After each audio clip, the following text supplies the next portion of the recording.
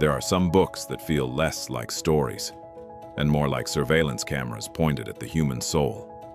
Books that don't entertain you as much as they quietly sit across from you in the dark, watching. 1984 by George Orwell is one of those books. This is not the kind of novel you finish and move on from. It lingers, like a cold metallic taste in the back of your mouth. You close the book, but certain phrases keep echoing in your head for days. Big Brother is watching you.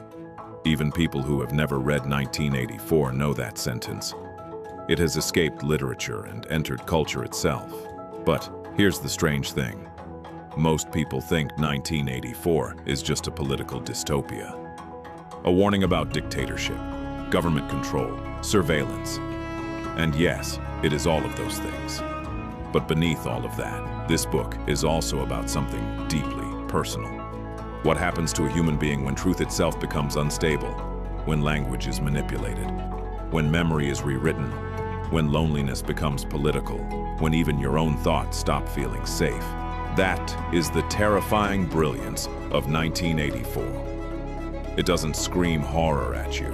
It whispers it quietly while the lights flicker. Some books warn you about the future. This one quietly shows you what was already beginning to happen.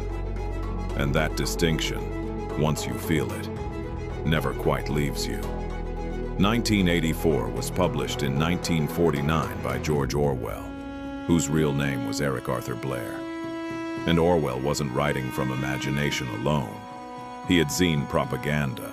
He had watched authoritarianism rise across Europe.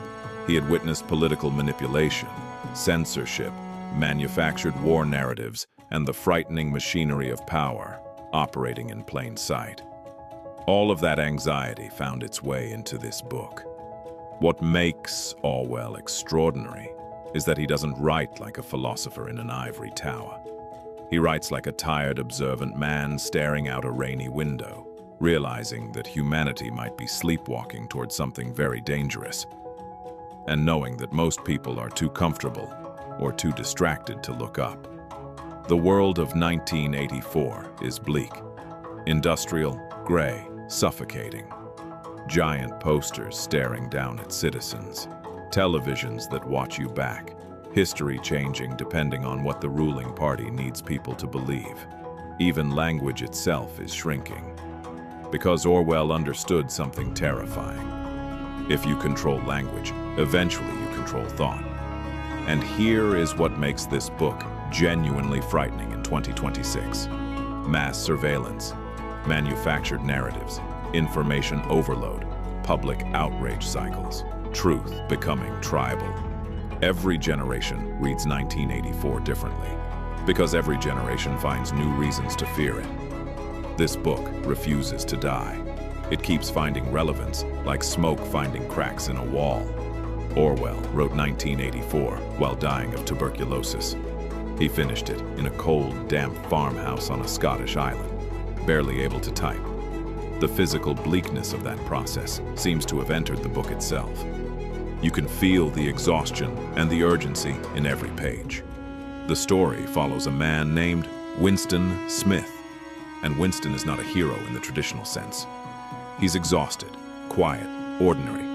He works for the government in a department responsible for rewriting historical records, which means his job is essentially to erase reality and replace it with whatever version the ruling party currently needs. Yesterday's truth can become today's lie overnight, and everyone is expected to accept it, not pretend, actually believe it. That distinction matters enormously, because in 1984, the party doesn't just want obedience. It wants ownership over the human mind itself. Citizens are monitored through telescreens. Children are encouraged to spy on parents. Independent thought is treated like a contagious disease. Even facial expressions can become dangerous.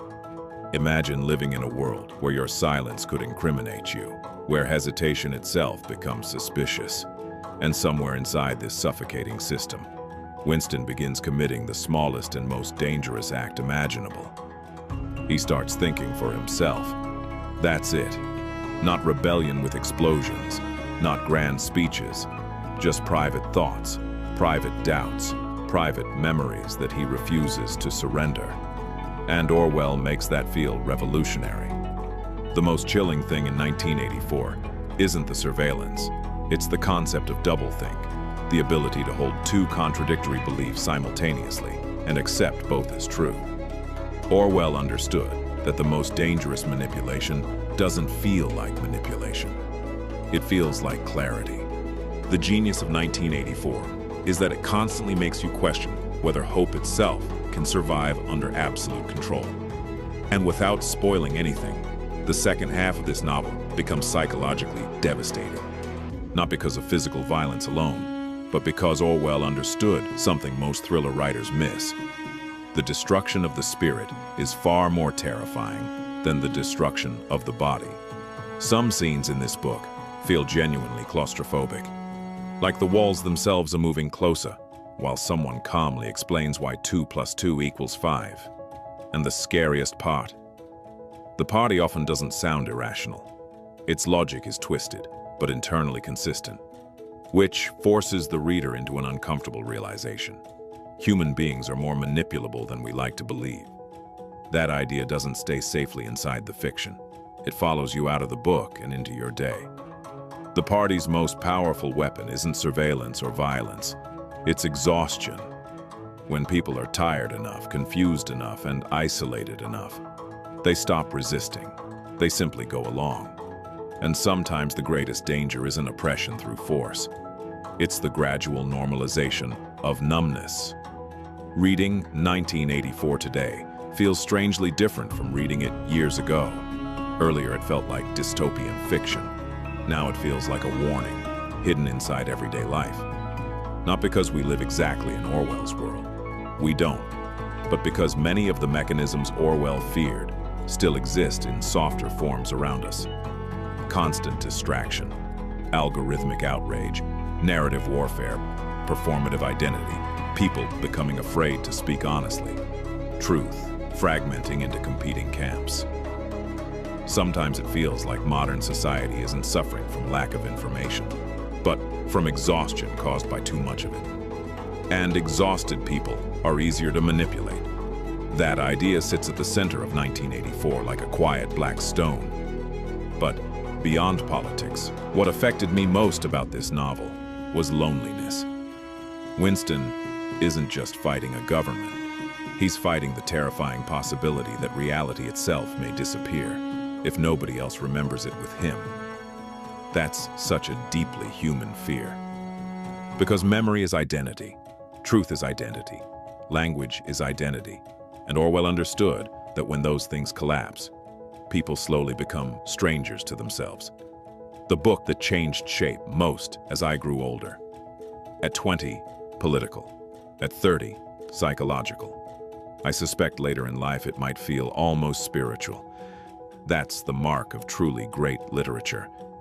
It keeps revealing new shadows every time you return to it. Should you read 1984? Yes, unreservedly, but go in prepared. This is not an easy book.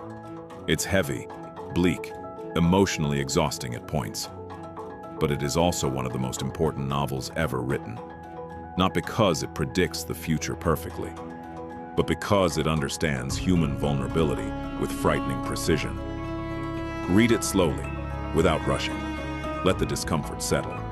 And if you've already read it, I'd genuinely love to know what stayed with you most.